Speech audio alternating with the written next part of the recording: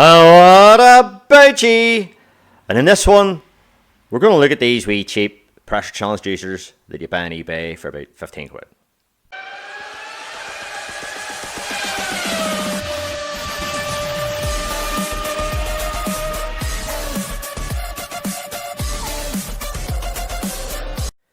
So I'm sure you've seen all sorts of videos on the interweb there, on the YouTube. Boys making these pressure transducers and making a wee 5-volt box up, which is that black box there. So all's in that is a wee 5-volt regulator. My one here, it runs off a 9-volt battery, which is inside it. There's a 300 PSI one there. And this one here that you've maybe seen on the channel before, I use for measuring fuel. So that's a wee inline jobby there, and that's a wee 100, if it'll show up. There we go, 100. So, are these any good for in-cylinder pressure testing? Well, I'm going to tell you, they're not.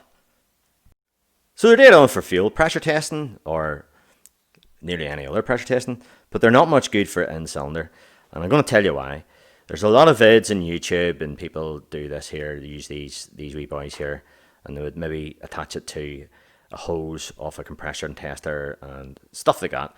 And the reason why these are no good is because they're the wrong type of sensor. Now that's a thing that nobody seems to address in a lot of these videos, and you see maybe guys trying to modify these to try and compensate for the deficiencies of it. But the fundamental problem is that these are the wrong type of sensor. So I'm just going to talk about a wee bit about what type these are and the type that you actually need to buy. So if you want to do in-cylinder pressure testing, these are no good. And I'm going to tell you why. So at rest here, this is measuring 0.5 volt. So these things measure between 0.5 volt and 4.5 volts. So that's their voltage range, depending on whatever the pressure is applied to it. And we read that on a scope or whatever, and we transpose that into PSI or whatever you want to. So this at the minute is reading atmospheric pressure, but it's giving us a 0, so 0.5 volts on the scope will read 0. So that's gauge pressure that's reading.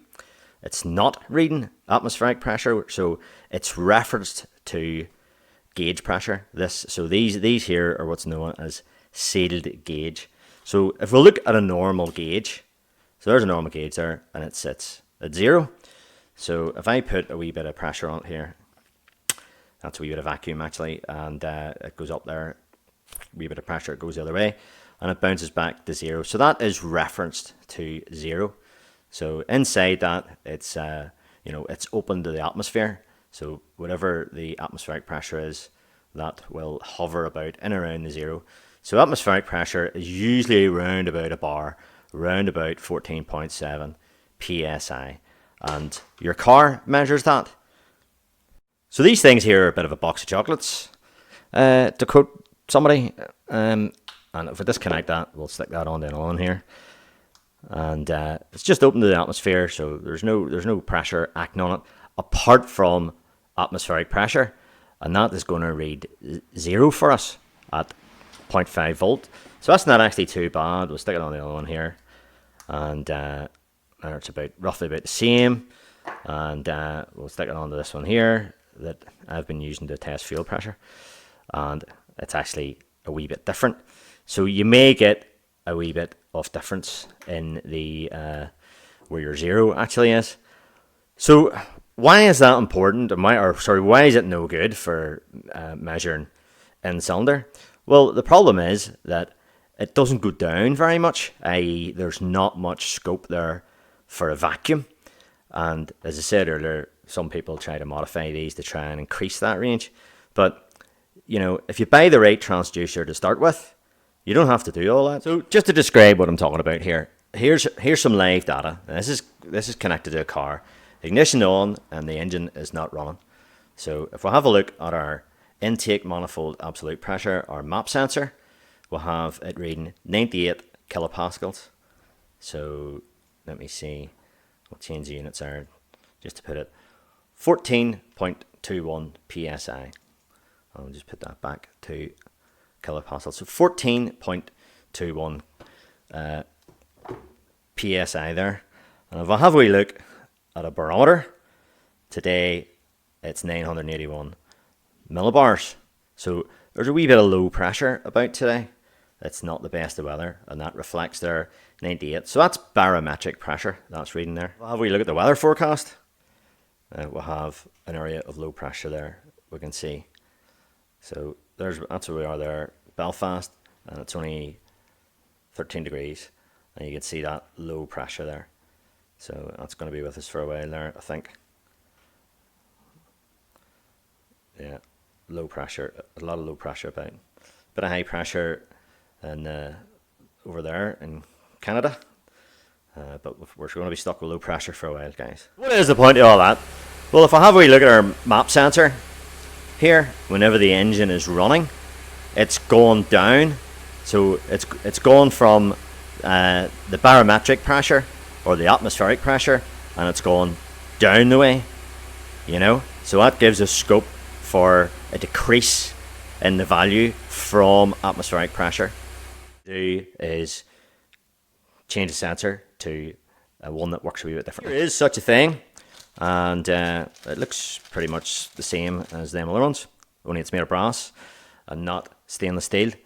Now you can't tell the difference, you know, by looking at them. This looks the same, but I'll tell you the difference. This is an absolute pressure sensor, so this is referencing to a perfect vacuum. So what's the advantage there?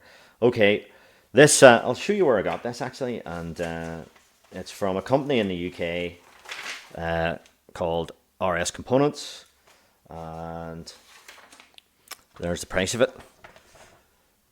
It's £42.52 plus VAT, so it works out about 50 quid, and that's it there. So this is made by Honeywell, who makes a lot of sensors and switchgear and stuff like that. And if you're interested in buying this particular one, that's the RS stock number there. So you can type in, you can Google that number there into that, and you'll get this page up. That is the Honeywell part number, and it's a 250 psi. So that 250 there stands for that. And those AA there at the end, if you forget about the X there, AA stands for absolute. And you can see here it's absolute as well. So if we look at the specs of this, it works exactly the same. It's what's known as ratiometric. So the voltage and the pressure is, you know, is a ratio. So output is 0.5 to 4.5 volts. So it works exactly the same. Less than 2 milliseconds. Those Chinese ones are quoted at that as well. There's a lot of people say the reason why you're not getting a good trace is because, you know, that isn't good enough. But we'll see what this does in a minute. You know, these are a mixed bag. Like, you know, you don't know what you're going to get with them. But anyway, let me see. And the supply voltage there, in case you're wondering, that with all those different voltages, you know, that was always the same output. So it doesn't have to be a steady 5 volts, you know, or exactly 5 volts. It can be in around the 5 volts there.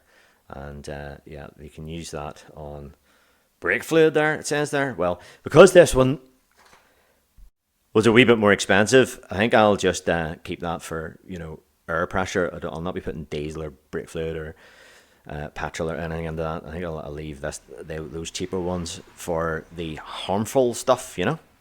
Have a wee look at the wee graph here. So this is absolute pressure here along the x-axis, and the output voltage there.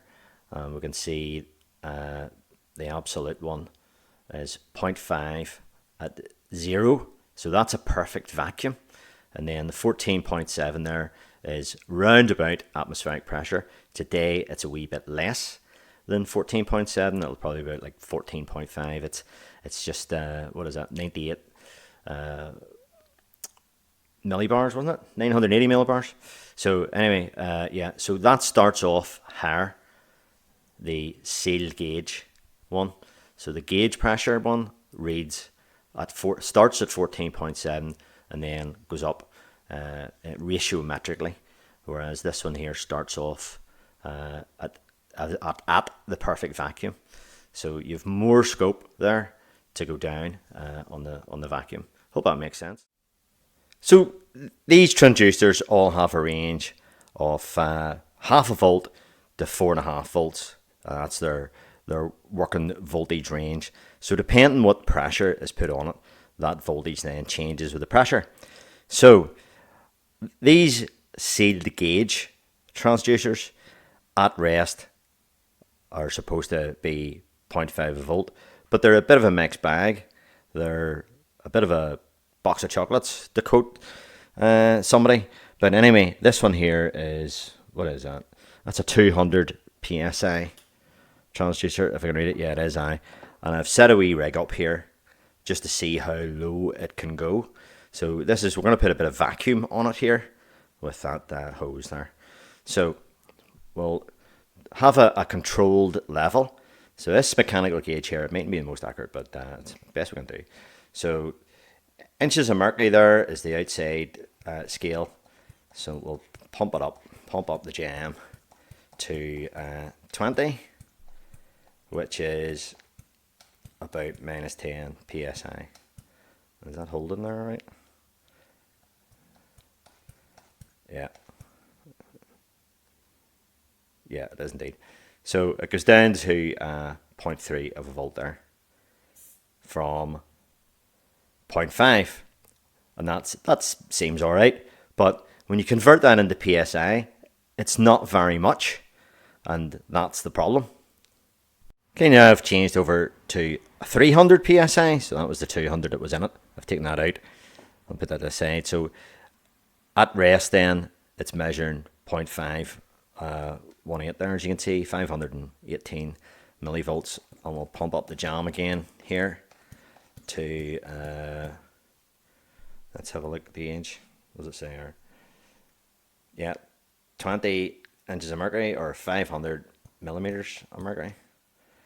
And yeah, it's a wee bit different. So clearly, if you have a 200 or a 300, the scaling is going to be different. So how much these things go down by is going to be less the higher the psi rating of the sensor. So we'll put a wee small one and a wee 100 in and see what the crack is there. So we've changed over to a 100 psi one there, and we can see right away the scaling is different. So at rest, at atmospheric pressure, it's reading differently from these other ones. So we'll just demonstrate that. So we go. So your zero is going to be out between these, but nevertheless, if we scoot that one down, so that's the smallest one. That's only a wee 100. It goes down a right bit. So we'll bring out the 20 again, just so it's nice and even. There we go. So that goes down a good bit more than the rest of them, but they are a mixed bag. So what we need to do is we'll check our absolute pressure sensor here. Right, we've got that absolute one in now. That is 250 psi range, so that's in between the two of it's in between the 250 and the 300 clearly. So right away we see a difference. It's roughly about half again of the voltage rating. So it is reading with reference to a zero vacuum. It is not reading with reference to atmospheric pressure, like the way these are and the way this gauge is. So it's not reading gauge pressure, it's reading absolute pressure. And what we're going to do then is we'll do the same controlled test. We'll scoot it down to 20 there, near enough. There's it there. 20 inches of mercury, if we can get that on the screen. That's it. And over there we see we're still well up the scale. So there's a lot more scope there for this sensor to read lower to read a vacuum, which is what we'll want in cylinder testing. We'll look at the Pico WPS 500, the one, if you're thinking about doing this sort of stuff, or you do this sort of stuff, I'm sure you'll be familiar with this tool. And we can see there it is an absolute transducer. It is not a seal gauge transducer. So you can see the range there. It goes minus 15 psi to plus 500 psi. So it is able to go down that bit, that one bar, that 14.7 or 15 psi. It's able to go that way because it's an absolute transducer. Now what it does, it is a wee bit smart. There's a wee bit of circuitry in it that whenever it calibrates itself to atmospheric pressure. So therefore you get a zero reading. So, but we can do that too on our homemade one, you know. So the proof of the pudding is in the eating. And what have we got in here? We've got the China 200 psi sensor, and we're going to do a quick run-on compression of this engine. What we're using is Pico 6. I have set up custom probes for these pressure values in the Pico software, and we're going to use a cheap 2204A that you can buy for about 100 quid. So we're going to see what we'll get here. So the wee cheap transducer that we've in is reading gauge pressure, and it's reading 1.469 psi there. So that's gauge pressure, which is reference to atmospheric pressure.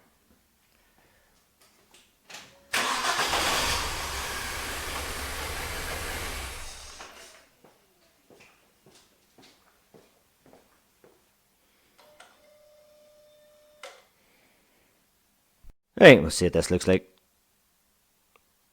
Oh, bit back of frame. Okay.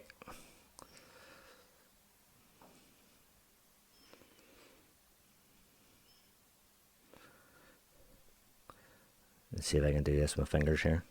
So you can see there that the bottom of the waveform is flattened off there at the bottom. And there's our zero line that we had in. So it is going down, but it's not going down far enough on this wee 200 psi transducer. So it's flattened off. So there's a limit of the vacuum that it's taken there. So yeah, so we can see it flattened off there at the bottom. Let's see. So yeah. So there's our capture with that one. So what did we peak at that? So a running compression is, you know, it'd be less than half, a good bit less than half actually. You know, the actual compression, if you did a test with a compression gauge by turning it over. So there's 77.2 psi. It's reading at the peak, but the negative is only going to, let me see these touch screens. I just can't work them. Negative is going to minus 2.5 psi there. So that's not much good. So we've now swapped over to our absolute pressure transducer, our Honeywell one. As you can clearly see the difference because it's made of brass. And we'll have a wee look at the values now. So if we take a normal reading from our absolute pressure sensor there, we are reading atmospheric pressure, which is, according to that, 14.31 psi. So yeah, just which is just less than the 100 millibars or 1000 millibars. So yeah, that's about right, but it's not at zero. Now we could still use that, you know, if you didn't want to put the compensation in, but if you wanted to make it zero and you wanted to know the actual pressures, well, you could just add that, you know, take that off or add it on or whatever. You know, you could just allow for that because you know that it starts at 14.5 psi. But I have put a compensation into the custom probe setup, which will make this go to at zero then, you know. So that's it there, more or less around about the zero mark there.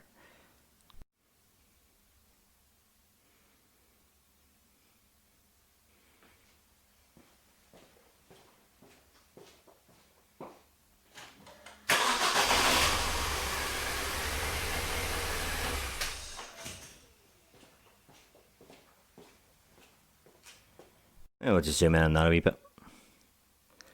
Oh, too much.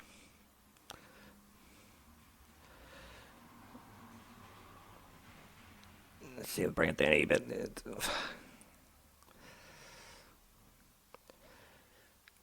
So there we go. She's going down to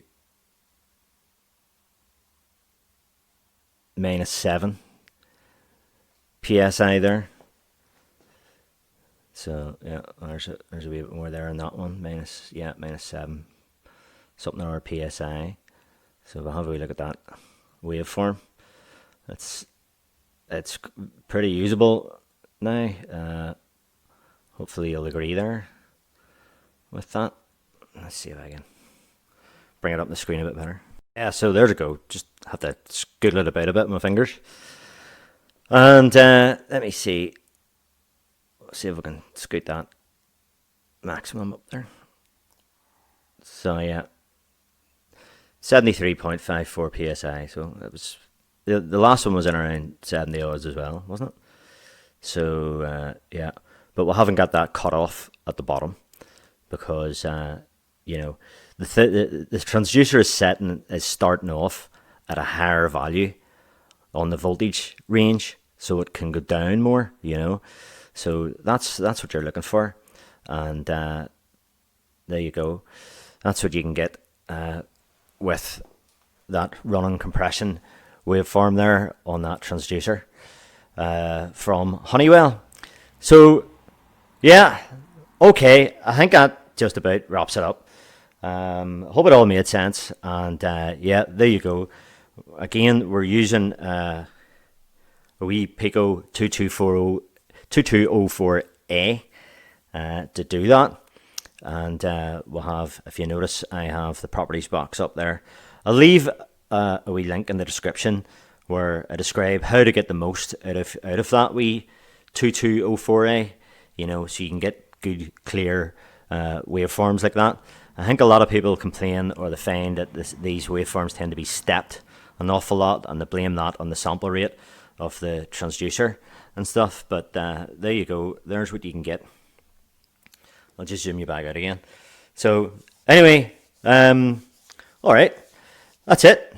I'm quite happy with that waveform there, and there's no £1,000 WPS 500. Now you do need to know how to do that compensation, but you don't need to do it if you don't want to. And to get an accurate PSI reading, you need to set up custom probes. So you go into there, custom probes, and you just need to know how to do that. So as you can see, I have a whole range of pressure transducers in there. There's that absolute one, and all those ranges. And you need to, we'll click on that one just for a laugh, just to show you quickly. So I have it set up, pressure and PSI, and you need to put in these values here. I'll zoom you in a wee bit. So this is for on 100. So if you have 100, 200, 300, or whatever, you just multiply this up. So there's the gradient there, 25. So this equation here is y equals mx plus c, which if you did O-level maths, you'll know that is the equation to work out the gradient of a line in a graph, you know. So y, which is the y-axis here, equals 25 plus, and then the offset is minus 12.5. So the c, which is minus 12.5, is the point where that line then will cut the y-axis, you know. So that's just a mathematical function. So that is set up. Hope you can see it all right. Hold on, to zoom in a bit. So if you have a 200, then that'll be 50, and the c then will be minus 25, and then a 300 will be 75 there in there, and that'll be minus 37.5. So if you take that as a baseline for on 100 psi, then you know you can multiply it up. So I have a 250 in this, and a 250 psi. That Honeywell one was a 250. So I've just, you know, it's multiplied by 2.5 then each side, but that gives me absolute pressure. So I've had to put a compensation value in. I'll just show you that in a wee second. Let me just come out of that. And oh yeah, another thing, I do not have a filter frequency enabled here. I have found that putting a low pass filter in there actually, well, it doesn't really make any difference, but it makes it a wee bit more stepped than you would think. You just don't need it, so don't bother with that. So hold on a minute, where's that? Absolute. That's the 250 pressure transducer. Is okay. There we are. 62.6 I put in as a gradient. Now that's worked out by so many millivolts. That's the y-axis, so it's so many millivolts per psi, and you just work that out from the range. And minus 45.8, that's the compensation. So that's the point where it cuts the y-axis, and that zeroes it for me. And then I put in, these are just the ranges that I can work it at. I'll maybe change that to 250 there, actually. So, new range. Well, cancel. Edit that range. 300, okay. Don't worry about that. Next. And finish. That last page, you just put in whatever you want to call it, So, there you go. So anyway, waffled on for long enough. There's the trace you can get from a 2204A on an absolute pressure transducer. You need an absolute pressure transducer. This one here doesn't go down on the vacuum, and that's why it's no good, because it's sealed gauge. So that's the conclusion of this whole video in one sentence. So thanks very much for watching, as ever, and all the best. Take it easy, take care, and bye bye.